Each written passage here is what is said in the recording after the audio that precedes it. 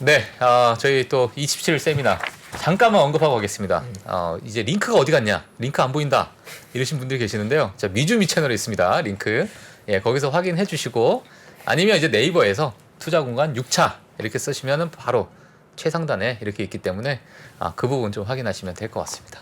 예, 또 오늘 또 부사장님께서 또 말씀하실 거니까 전 여기서 짤막하게 하도록 하고 저희 또 두 번째 시간 미래에셋증권 이광수 수석 연구위원님 모시도록 하겠습니다. 안녕하세요. 예, 안녕하세요. 예. 안녕하십니까 위원님. 예, 안녕하세요. 예, 저번에 이제 ESG에 대해서 저희가 또 많이 또 얘기를 했는데 맞아요. 정말 너무 궁금한 부분을 또 가지고 나오셨습니다. 사진부터 요즘에 전력난부터 해서 뭐 폭염에 가뭄에 이것도 저희가 어떻게 봐야 될지 시장에서 좀 많이 관심이 있는데 어떻게 이야기를 좀 시작을 해볼까요? 일단 저희가 ESG를 이 투자로 고민을 지금 하고 있잖아요. 네. 근데 좀 막연하다는 거죠. 그래서 저희가 지속적으로 말씀드리는 걸 이거를 정량화하고 그다음에 투자 종목까지 연결하는 그렇게 저희가 말씀을 계속 드리고 있고요. 그런데 좀 생소하시니까 아직까지 이제 좀 그렇죠. 그게 안 되는 것 같아요. 근데 아까도 방금 전에 제가 들으니까 이제 트렌드 같은 말씀을 하셨잖아요. 사실 여러분도 모두 다 동의하시는 것처럼 사실 기후 문제는 이제 트렌드를 넘어서 굉장히 큰 사이클이잖아요. 그래서 저희가 또 극복해야 되는 문제고, 그래서 여러분들이 좀 이 부분에 대해서 더 관심을 좀 가지시고, 그리고 저희는 투자하는 사람들이니까 투자 쪽으로 잘 연결을 좀 해주셨으면 좋겠다는 말씀을 드립니다. 그래서 오늘은 큰 주제는 이거예요. 자, 기후가 변화하고 앞으로 이제는 재난이나 이런 것들도 많이 발생되는데 이런 상황 속에서 저희가 기업을 어떻게 평가할 것인가. 그러니까 예를 들면 잠깐 요거 보여드릴까요? 최근에 이슈들이 막 나오잖아요. 뉴스들 보시면 이거 보세요. 중국 폭염의 전력날. 애플 공장도 멈춰. 뭐 미국에 지금 중국 대륙에 폭염이 계속돼서 공장도 막 영향이 있고요. 그다음에 지금 독일에 라인강이 메말라 갖고 지금 물류에 차질이 있어서 공장들이 지금 돌아가지 못한다는 거 아닙니까? 오늘은 텍사스에서 공룡 발자국도 나왔다고 합니다. 바닥에서. 그렇죠. 그리고 저희가 한 1년 전에 겨울 때는 텍사스에서 왜 영하가 뭐 온도가 크게 내려가서 반도체 공장도 문제가 생겼고 이런 것들이 앞으로 빈번해질 거예요. 그런데 사실은 이런 걸 딱 보시면 사실은 기업에 실제로 영향을 미치는 거잖아요. 그렇죠? 근데 저희가 투자하면서 당연히 고려하셔야죠. 그렇죠. 과거에는 이게 1년에 한 번 있고 뭐 2년에 한 번씩 오니까 뭐 그 정도는 괜찮지 않겠냐고 생각했는데 앞으로 굉장히 빈번해질 가능성이 있습니다. 그리고 그 강도도 훨씬 더 강해지는 거죠. 그럼 투자자 입장에서는 당연히 저희가 실적을 추정하거나 밸류에이션 할 때 이 부분에 대해서 고려를 해야 된다는 겁니다. 그래서 그런 측면에서 오늘 이제 그런 말씀을 드려볼까 해요. 그렇다면 한번 생각해 보세요. 내가 기업을 운영하고 있는데 내가 공장에서 공장을 그걸 운영하고 있는데 이런 리스크를 어떻게 나의 그 뭐랄까 실적이라든지 자산 가치에 어떻게 반영을 할까 이런 측면. 또 하나 다른 관점에서는 제가 투자자 입장에서 예를 들면 어떤 기업을 투자하는데 이 기업이 기후 때문에 어떤 영향을 미칠까? 그리고 어떻게 부정적이나 긍정적인 영향이 있을까? 이런 부분에서 저희가 판단하고 분석해야 되는데 너무 막연하잖아요. 그렇죠. 어떻게 되지? 기후가 올라가면 어떻게 되는 거지? 그래서 저희가 아직까지는 이렇게 직접 당해봐야 아는 거예요. 진짜 공장이 안 돌아가네? 근데 앞으로는 저희가 투자할 때는 예측하고 그걸 미리 반영해 보자는 거죠. 그런 측면에서 제가 오늘은 일단 첫 번째로는 이런 기후의 위기나 리스크를 기업의 실적이나 그런 숫자로 어떻게 반영하는지 그걸 좀 알려드릴게요. 그런 부분에 대해서. 첫 번째는 이제 잠깐 보시는 것처럼 기후 위험은 기업을 판단할 때 두 가지 위험이 있습니다. 하나는 전환 위험과 물리적 위험이에요. 전환 위험은 뭔가요? 전환 위험은 다음 장 보시면 기업이 저희가 앞으로 기후 변화가 되고 온도 상승이 될수록 글로벌화 기준도 생기고 규제도 생기고 법도 생길 거예요. 그럼 예를 들어서 2030년까지 저희가 2도씨 밑으로 온도 제한을 맞춰야 되는데 그러기 위해서는 이산화탄소 감축량이 있잖아요. 그럼 그 기업한테 할당량 되는 양도 있을 거 아니에요. 그럼 그 예를 들면 그렇게 내가 줄여야 되는 이산화탄소 배출량을 줄이기 위해서 지출해야 되는 비용, 즉 전환. 예. 지금의 상황을 그렇게 옳은 방향으로 아니면 이산화탄소 배출을 줄이기 위해서 전환하기 위한 비용. 리스크를 비용화시킨 거예요. 아. 이게 첫 번째 리스크죠. 예. 두 번째는 뭐냐면 물리적 위험이요. 네. 이거는 아까처럼 그 강 옆에 공장이 있어요. 근데 강물이 메말라. 그러면 이게 데미지가 있는 거 아닙니까? 그렇죠. 그렇죠. 이런 물리적 위험. 어. 최근에 미국에서는요, 부동산을 살 때 해변 있는 거는 가격이 떨어지고 있어요. 왜요? 해수면이 올라갈 거니까.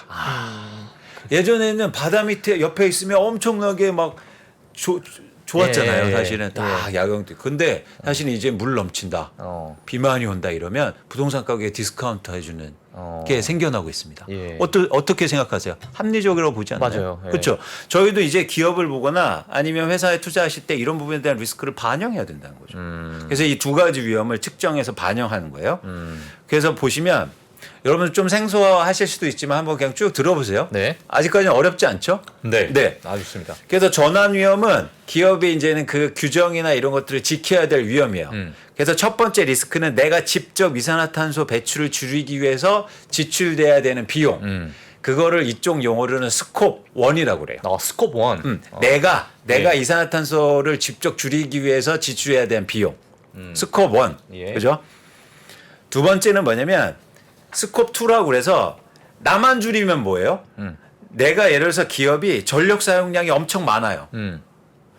근데 전력 사용한다고 해서 이산화탄소 배출을 하는 건 아니잖아요. 근데 내가 전력 사용량이 많으면 누군가 전력을 생산하기 위해서 이산화탄소 배출량이 그렇죠. 증가하죠. 예. 그러면 쉽게 말해서 너는 나쁜 놈이라는 거예요. 전력은 너무 많이 썼다. 그래서 향후로 증가될 전력량을 예측해서 예. 그 예측한 만큼 넌 전력을 많이 쓰니까 앞으로 비용을 더 내. 이게 스콥 2예요. 이게 스콥 2. 네, 스콥 2예요. 예. 스콥 3는 예. 스콥 3. 예. 스콥 3는 뭐냐면 밸류 체인 상에서 아까처럼 전력만 사용한 게 아니라 이제 원재료도 쓸 거 아니에요. 그럼 원재료 쓸 때 원재료를 생산하는 기업은 또 이산화탄소 배출을 넣을 거 아니에요. 네. 그럼 그 비용도 감안해서 너도 비용으로 인식하고 예. 또 제가 이 기업이 제품을 해서 이거 쓰게 했는데 쓰면서 이산화탄소 배출을 하는 그 밸류 체인상의 이산화탄소 배출도 내 비용으로 감안하자는 거예요. 그래서 이 세 가지를 더해서 예. 내가 바꿔야 되니까 전환 위험으로 표시하는 겁니다.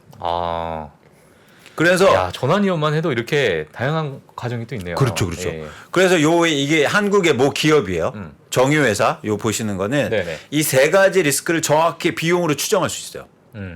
그래서 다이렉트 에미션이라고 있고 직접적으로 내가 이산화탄소 배출을 줄일 수 있는 전환 비용이 64억 달러예요. 계산이 되죠. 예. 그다음에 전력 사용량 하면서 추가적으로 이산화탄소 배출을 하는 부분의 비용이 10억 달러. 10억 달러. 그다음에 밸류 체인상에서 이걸 줄이기 위해서 내가 26억 달러. 그럼 이걸 전체로 합해 보면 이 회사의 EV가 기업 가치가 300억 달러 정도 되는 거잖아요. 예. 300억 달러에서 이걸 더한 게 전환 위험이 한 31% 되니까 32% 되니까 이 회사는 이렇게 디스카운트 해야 된다는 거죠. 이해하셨죠? 예. 이제는 모든 기업들이 이게 계산될 거예요. 그래서 저희가 이런 부분에 대해서 인식하고 준비를 사실 해야 됩니다. 예. 그렇죠. 그러네요. 예. 이게 단순한 문제가 아니에요. 저희가 과거에 이렇잖아요. 예전에 30년 전에는 저희가 EPS 이런 거 잘 안 봤어요. 투자할 때. 그냥 매출 증가하고 뭐 이런 거만 봤지. 예. 근데 뭐 주당 수익도 계산하고 어릴 때는 뭐 다른 비용도 계산하고 이렇게 이제 발전하잖아요. ESG도 이런 발전의 방향성이에요. 이제 기업을 평가하고 판단하고 투자 판단할 때 예. 이런 것도 당연히 비용화시키고 회사의 재무제표나 손익계산서 아니면 대차대조표, 예. 재무상태표에 넣어야 된다는 거죠. 근데 이게 만약에 지금 말씀하신 것처럼 이게 대차 대조표에 들어가기까지 네. 언제쯤 이게 들어갈까요? 이미 IFRS라고 예. 그러니까 전세 국제회계 기준에서 예. 지금 표준 모델이 나오기 시작했어요. 그러면 머지않아 기업들은 전부 다 의무적으로 공시해야 되고 예. 투자자들은 그걸 보게 될 겁니다. 그리고 더 중요한 건 뭐냐면 아니 최영석 선생님 계시지만 저희가 투자할 때 뭐가 제일 중요합니까? 남들보다 이기는 거잖아요. 그죠? 더 많이 이기려면 더 많이 공부해야 되고, 아까 말씀드린 것처럼 책도 많이 읽어야 되고, 정보도 많이 알아야 되죠. 그러니까 이런 정보들이 결국엔 시장을 이기기 위한 도구가 될 거예요. 그래서 내가 시장을 이기고 초과 수익률을 내기 위한 투자자들은 무조건 알아야 된다는 거죠. 무조건 알아야 된다. 예. 그래야 내가 시장을 이길 수 있고 이익을 낼 수 있으니까. 그렇기 때문에 이런 부분에 대해서 여러분들이 오늘은 좀 그렇다고 해도 자 용어만 하나 자 전환 위험이 있다. 예. 또 하나 뭐냐면 제가 말씀드렸듯이 물리적 위험이 있다. 네. 내가 그 지역에 공장 같은 게 있으면 그 지역의 기후 변화 때문에 데미지가 입을 수 있다는 거죠. 그렇죠. 그래서 그런 것들을 합리적으로 추정하는데 예를 들어서 지금 재무상태표에 건물이 1,000억으로 제가 잡혀 있습니다. 기업이. 네네. 근데 이런 위험, 물리적 위험을 계산해 보면 이제 삼각하는 거죠. 기후 삼각. 그러면 1,000억짜리가 1,000억도 다 아냐. 이제는 900억만 해. 예. 얘는 예를 들어서 이런 물리적 위험을 방어하기 위해서 뭐든 투자를 해야 될 거예요. 뭐 댐도 세우고 그죠? 새로운 저수시도 만들고 예. 기업은 그렇게 대응해야 되잖아요. 예. 그런 측면에서 이런 것도 당연히 위험인 거죠. 근데 이 위험은 또 두 가지로 나누어집니다. 하나는 뭐냐면 보시는 것처럼 어셋 데미지가 있어요. 그러니까 그 지역 공장에 직접적으로 예. 폭풍에 막 때려쳐서 그 건물 자체에 영향을 미칠 수 있는. 예. 두 번째 리스크는 뭐냐면 이게 비즈니스 인터럽션이라고 그래갖고 매출 공장이 안 돌아갈 리스크. 그렇죠? 그런 리스크도 있죠. 뭐 예를 들면 지진이 났다. 그거는 이제 에셋 데미지가 되겠죠. 너무 좋습니다. 그죠? 그렇죠. 비즈니스 인터럽션은 전기가 끊겼다. 예를 들면 순간적으로 그 지역이 네. 거기에서 이제 공장이 돌아가지 않는. 맞아요. 예. 근데 지진도 나도 공장이 안 돌아가요. 그렇죠. 대신 이런 거 기온이 계속 조금씩 올라. 예. 이건 어셋 데미지는 좀 약하겠죠. 그렇죠. 대신 비즈니스 인터럽션이 있겠죠. 예. 그래서 지속적인 영향은 거기에 미치는 겁니다. 그래서 저희가 기후를 12가지로 나눠요. 예. 다음 장 보시면. 그래서 극심한 온도 상승, 극심한 온도 하락, 돌풍, 폭우, 폭설은 뭐예요? 이거는 뭐냐면 지속적으로 이 지역에 나타난 현상들이에요. 그러면 아까처럼 매출과 이익에 지속적으로 영향을 미치죠. 예. 근데 밑에 보시는 것처럼 태풍, 예. 해안 침수, 범람 이런 것들이 일시적으로 나타나는 거예요. 산불이 매일 나진 않잖아요. 그죠? 이런 일시적인 영향은 자산이 직접적으로 데미지를 입히기도 하고 매출과 이익에 임의를 미친다는 거예요. 예. 그래서 이제 기업이 이렇게 하는 겁니다. 여기 제가 표현 안 드렸는데 그 기업이 공장이 어디 있는가를 다 파악해요. 그래서 그 지역의 기후 변화를 예측합니다. 뭐 이거는 좀 그렇지만은 이번에 강남 지대에 홍수가 났잖아요. 그렇죠. 그럼 강남 지역에 있는 기업들이 이런 부분에 있어서 또 감가상각을 받을 수 있는 뭐 그렇게 되는 가능성 거네요. 있죠. 이미 예. 우리나라를 제외하고는 대부분 선진국들은 이런 것들을 감안하기 시작했어요. 아까 얘기 드렸잖아요. 예. 이제 부동산을 사면 기후 변화 예측을 해줘요. 예. 근데 여러분들 아파트 사실 때 그런 거 보셨어요? 한국에서? 어떤 거요? 아니 기후 예측해 안 했죠. 예. 근데 저희가 아파트 그래도 사면 10년 이상 살아야 되는데 그렇죠. 이 지역이 침수가 어떻게 되고 이런 거 저희가 알아야 될 거 아니에요. 그래서 저희가 이런 서비스를 해야 된다. 없으니까 저희가 한번 ESG 평가 이런 게 되겠네요. 그러니까 ESG 평가. 부동산 자산에 대해서도 ESG 영향력을 점검하는데 지대 위치가 어딘지, 그렇죠. 굉장히 중요해요. 이 폭설 이런 지역의 뭐 것들은 강수량이 얼마인지, 굉장히 중요합니다. 예, 뭐 침수 피해가 얼마나 있었는지 과거에 뭐 이런 것들. 그래서 이런 부분에서는 지금 이제 논의 수준이라고 여러분들이 알고 계시지만 이렇게 예. 구체적으로 숫자가 계산되고 있어요. 각 기업별로. 그러니까 이런 것들을 누군가 투자자들이 이제 도입하고 예. 예를 들어서 포트폴리오 짤 때 이런 것들을 감안하기 시작하면 예. 이제 영향을 미치게 되는 거죠. 근데 중요한 게 있습니다. 이런 리스크는 투자할 때 그냥 그 리스크가 있다라고 그러면 어떻게 하나요? 그냥 안 하면 돼요. 예를 들어서 그 주식 안 사면 돼. 그렇죠. 기업에 투자 안 해서. 예. 그래서 투자할 때는 더 중요한 건 사실 리스크보다 기회가 우리한테 더 의미가 있긴 해요. 사실 그렇진 않나요? 그냥 그렇죠. 빼버리면 되니까. 그래서 이제부터 말씀드린 건 기후 위기나 기후 변화가 단순히 리스크만 있는 건 아니에요. 예. 기회도 있어요. 네네. 그거를 이제부터 말씀드린 것처럼 그린 프로핏이라고 하는 거예요. 그래서 일종의 테크놀로지 어퍼튜니티를 계산합니다. 네. 그 기업이 갖고 있는 특허를 분석해요. 어. 그래서 그 특허 중에서 향후로 기후 위기가 다가올수록 더 발전된 분야가 이 회사가 수혜를 입을 수 있는지를 분석해 보는 거예요. 그래서 예를 들면 이 일본의 도요타 회사를 한번 봐볼게요. 예. 도요타 회사가 지금 여기는 지금 안난타 있는데 도요타 회사가 6만 개 정도의 특허를 갖고 있는데 그 중에서 2만 개가 그 탄소 배출 저감과 관련된 특허를 갖고 있습니다. 예. 그 특허를 분야별로 나눠서 지금 매출 추정을 한 거예요. 그래서 이익 추정까지 가능해요. 그러면 이런 부분이 현재 기업 가치에서 차지하는 비중을 계산해낼 수 있는 거죠. 그게 계산해봤더니 주요 회사들이 여기 리스트업이에요. 한국의 회사들이 제가 지금 보여드리는 회사들은 굉장히 높은 좋은 특허를 갖고 있고 예. 향후로 이런 부분에 대한 시장이 커질수록 각광받을 수 있는 가능성이 굉장히 큽니다. 이게 밑에 있다고 낮은 게 아니에요. 예. 왜냐하면 아예 제로인 회사들이 많거든요. 그래서 여러분들이 한번 이런 회사들 관심 있게 보시고 기회 입장에서 예. 그죠? 기회 위기나 이런 것들이 더 위기가 될수록 여러분들이 이런 회사들 더 관심 있게 보시라는 거죠. 또 글로벌 회사도 가능합니다. 평가가. 예. 그래서 글로벌 회사도 여기 보시면 예를 들면 테크 기회라고 그래서 100이라고 표현된 건 이 회사의 지금 기업 가치보다 향후로 2배 이상 여기에서 이익을 낼 수 있다는 거예요. 예를 들어서 기업 가치가 1조면 예. 향후로 이 분야에 대해서 1조 이상의 이익이 가능하다는 거예요. 근데 잘 보시면 여기서 공통점이 하나 나타나죠. 예. 일본 회사들이 많아요. 그러네요. 저는 일본 기업만 가지고 나오신 줄 알았어요. 아니에요. 이거는 전 세계 글로벌로 제가 순위를 매긴 거예요. 예. MSCI 기준이긴 한데 근데 뭐냐면 일본 회사들이 이 그린테크 관련된 특허가 되게 많아요. 왜? 기술 회사들이 많잖아요. 그래서 이런 분야가 일본은 상당히 앞서가고 있는 게. 근데 이게 사실 지금 뭐 앞으로 ESG가 중요할 것이다라고 뭐 나와서 바로 전환될 수 있는 부분이 아닌데도 일본 기업은 그만큼 과거부터 저런 것들을 구축해 왔다라는 증거잖아요. 그렇죠. 준비를 잘 하고 있고. 그러니까 이런 거죠. 그러니까 원래 태생이 일본 회사들은 2차 산업에 네. 산업에 그런 기술 관련된 회사들이 많잖아요. 예. 기계나 뭐 이런 공작 기계나 이런 부분도 굉장히 그렇죠. 앞서가 있고.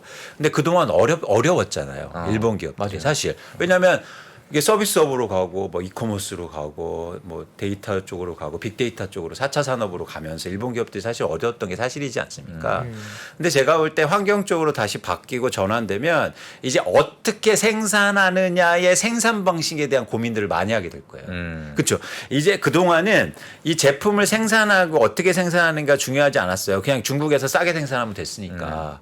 근데 이제는 생산할 때 이산화탄소 너 배출 얼마 해? 그리고 기후적으로 얼마나 영향을 미쳐 이런 것들을 하게 되면 다시 2차 산업에 각광받을 가능성이 커요. 근데 그중에서 어떤 2차 산업이냐 이런 부분에 대한 특허를 갖고 있는 회사들. 그렇죠. 그래서 여러분들 요즘 또 엔화가 싸지지 않습니까? 예. 그래서 좀 관심 있게 보셨으면 좋겠다. 일본 기업들. 네, 좀 긴 안목으로 그런 예. 말씀을 또 드려봅니다. 알겠습니다. 예. 또 하나는 이제 제가 조금 시간이 있죠. 있습니다. 네. 또 하나는 관련해서 이제 ESG 관련해서 제가 제일 관심 있게 보는 분야가 사실 순환 경제라는 거예요. 순환 경제. 그동안 우리 전 세계가 살아온 방식은 뭐냐면 선형 경제였습니다. 원재료를 써서 생산해내서 소비하고 그냥 끝내버리죠. 그렇죠. 근데 이렇게 계속되는 건 영속되는 모델이 아니에요. ESG의 가장 핵심은 뭐냐면 지속 가능하냐의 관점이에요. 이런 선형적 시스템으로 해서는 지속 가능하지 않아요. 그렇죠. 예를 들어서 저희 전기차 만드는데 언제까지 니켈 나올 겁니까? 안 되잖아요. 뭐 계속 나올 수는 있겠죠. 근데 그 가격이 감당 못하고 사실 여러 가지 문제가 생길 수 있다는 거죠. 그런 관점에서 지속 가능한 관점이 ESG의 가장 핵심적인 포인트예요. 근데 이 선형 경제를 지속 가능하게 만들려면 그러니까 이게 리니어한 그러니까 이렇게 수직적인 계열의 모델을 만들려면 순환하는 경제를 만들어야 됩니다. 예. 그래서 이제 보시는 표를 보시면 중요한 산업들이 있어요. 보시면 이게 선형 경제가 제품 개발하고 제조하고 판매하고 사용하고 폐기해서 끝나는 모델이었으면 이걸 연결하는 구조인데 제일 중요한 게 이제는 4가지 사업 모델이 있는데 서큘러 서플라이 체인이라고 그래서 예. 원재료를 사용할 때 재사용할 수 있고 재사용된 원재료를 사용하는 분야. 가 첫 번째 분야예요. 네. 두 번째는 쉐어링 플랫폼이라고 그래서 제조하고 판매할 때 여러 사람이 같이 쓸 수 있는 이게 공유 경제라는 거잖아요. 그렇게 되면 덜 생산해도 되니까. 예. 세 번째 모델은 프로덕트 라이프 익스텐션이라고 해갖고 오래 만들게. 제가 기억나실지 모르겠지만 여기에서 나와서도 뭐냐면 ESG 재화의 가장 중요한 특성이 뭐냐면 오래 쓰게 하는 게 오래 쓰게 중요하다. 하는 거. 그래야 가격이 비탄력적으로 움직인다라는 예. 말씀을 드렸죠. 그래서 제품을 오래 쓰게 만드는 기술들이 중요해질 거예요. 그리고 마지막으로는 폐기할 때 리커버리하고 리사이클하는 분야가 중요한 거죠. 재활용도 하고. 근데 이미 다른 분야는 선형 경제에서 다 있었던 분야예요. 예. 이걸 연결해 주기 위해서 가장 중요하고 가장 시급한 거는 바로 이 리커버리하고 리사이클링하는 분야예요. 예. 제가 일단 시급한 분야. 가장 저는 정말 저 부분에 대해서 제가 공감하는 게 이건 정말 좀 딴 얘기일 수도 있습니다. 그냥 뭐 어떤 배달 앱에서 음식을 시키잖아요. 친구 뭐 2명, 3명, 저까지. 네. 음식이 와서 다 먹고 처리를 할 때 네. 플라스틱이 너무 많은 거야, 이게. 네. 이만큼씩 나오는 거예요. 그릇 네. 플라스틱만 해도. 네. 근데 우리 지금 3명에서 먹어서 이렇게 나온 플라스틱인데 이게 대한민국이 다 이렇게 먹고 있다. 예를 네. 들면 야, 이거 어떻게 맞습니다. 폐기가 되고 어떻게 리사이클이 될까? 맞습니다. 저 그 생각이 항상 들었거든요. 먹으면서. 맞습니다. 예. 근데 저희가 이 리커버리나 리사이클링 고민할 때 그동안은 저희가 감내할 만했어요. 아까처럼 플라스틱도 저희가 태우거나 매립해서 감내할 만한 수준으로 왔어요. 예. 근데 이제 감내하지 두 가지가 있어요. 감내할 만한 수준을 넘고 있어요. 예. 대표적으로 플라스틱. 그런데 그 부분은 아주 시급하진 않고 어쨌든 필요합니다. 예. 근데 엄청난 게 오고 있어요. 네. 이거는 처리가 안 되는 쓰레기가 오고 있어요. 뭐가 있을까요? 뭘 것 같으세요? 핵폐기물?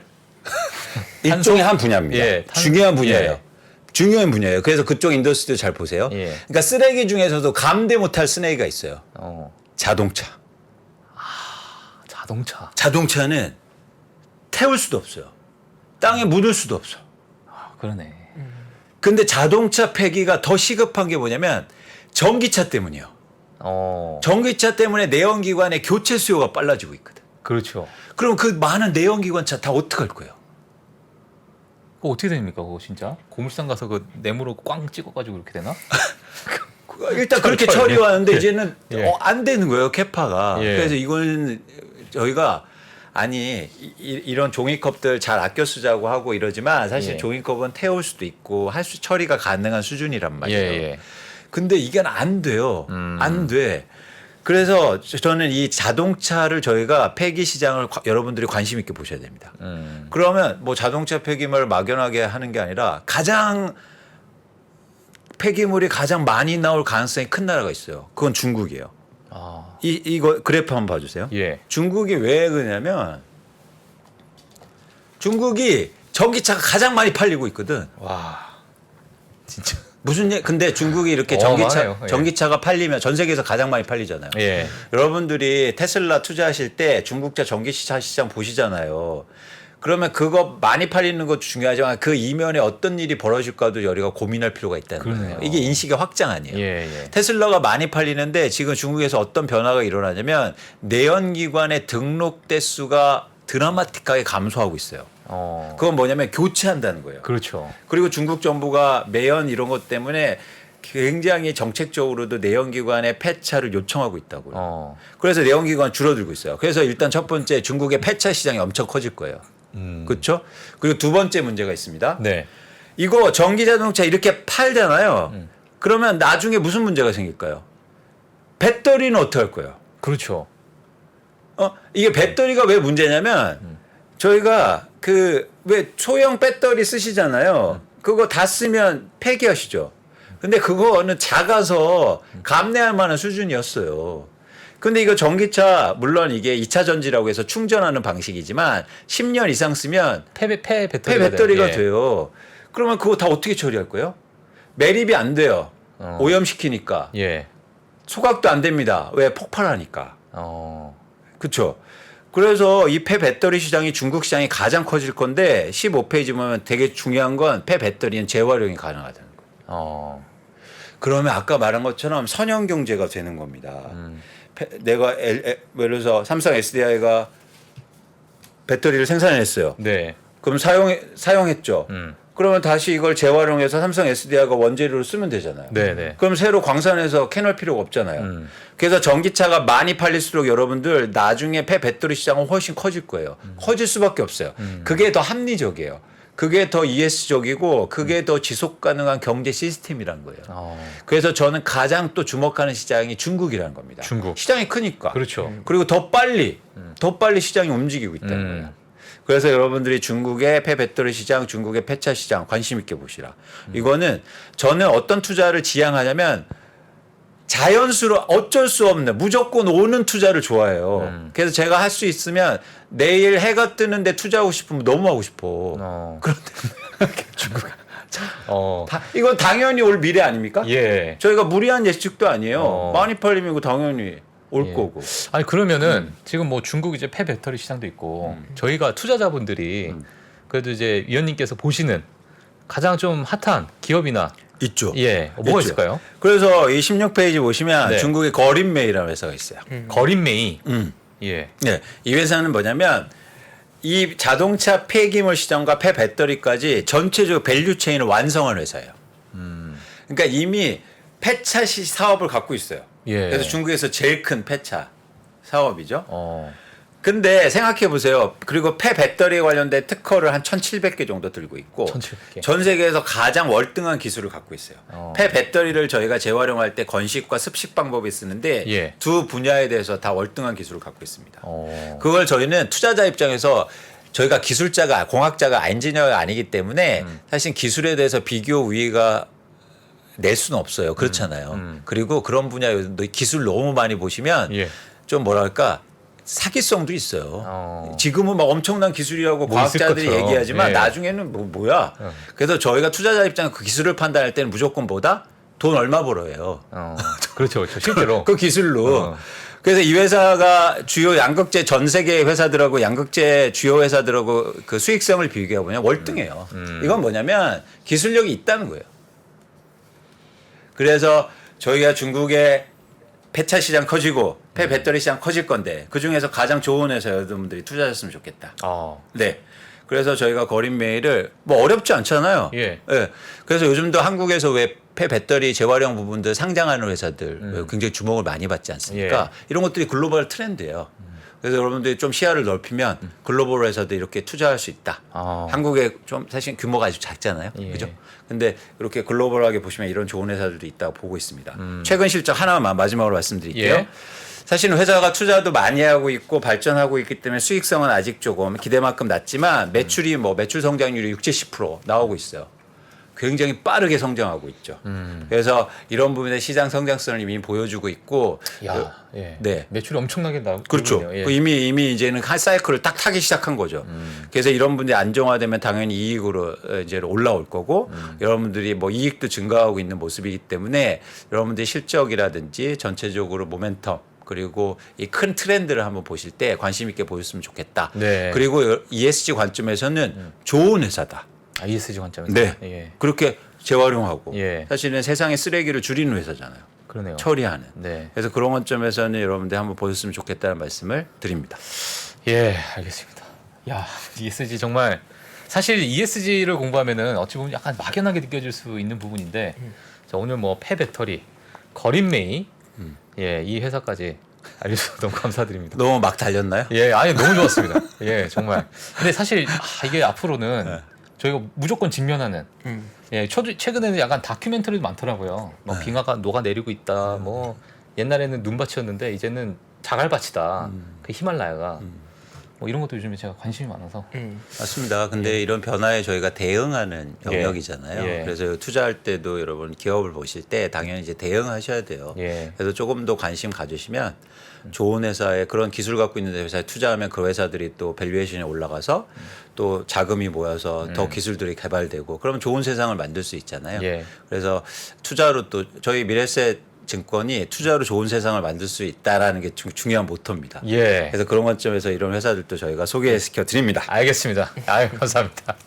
예, 두 번째 시간 저희 또 재밌게 또 꾸며주신 미래에셋증권 이강수 수석연구원님 너무 감사합니다. 고맙습니다. 네. 감사합니다. 예. 네. ESG가 사실 단순한 테마를 떠나서 이제는 투자에 좀 중요한 관점으로 작용하는 것 같고요. 오늘 또 ESG 같이 얘기 나눠봤고 저희 잠시 후 광고 보고 와서 3부에는 장우석 부사장님 바로 모시겠습니다. 매크로가 특히 올해 같은 경우가 매크로가 시장을 뒤흔들고 있어요. 올해 상반기 보시면 기업들이 잘 못했다는 얘기 안 나오죠. 드디어 3프로TV에서 오건영 부부장의 경제 강의가 출시됐습니다. 주가가 떨어지면 이유가 뭘까요? 보통 뭐라고 나와요? 인플레이션 때문에 떨어졌다 나와요. 그죠? 금리 인상 우려 때문에 떨어졌다는 얘기 들어보셨어요? 경기 침체 우려 때문에 떨어졌다는 얘기 들어보셨어요? 이게 뭐죠? 다 매크로예요. 매크로가 시장을 뒤흔들 때가 있어요. 시절이 태평하면 저 같은 사람들이 하는 얘기는 들을 필요가 없어요. 편안하잖아요. 그러면 그때는요, 바텀업 보세요. 포인트예요. 근데 시절이 하수상하잖아요. 시절이. 그럼 뭘 보셔야 되죠? 매크로 쪽에서 나오는 아이디어에 조금 더 주목해서 보실 필요가 있다라는 점. 요걸 좀 기억을 해주시면 좋을 것 같습니다. 3프로TV 경제대학 오건영의 경제를 보는 눈 신규 출시 기념 8월 31일까지 얼리버드 특가로 만나보시죠. 지금 바로 영상 아래 댓글을 확인하십시오.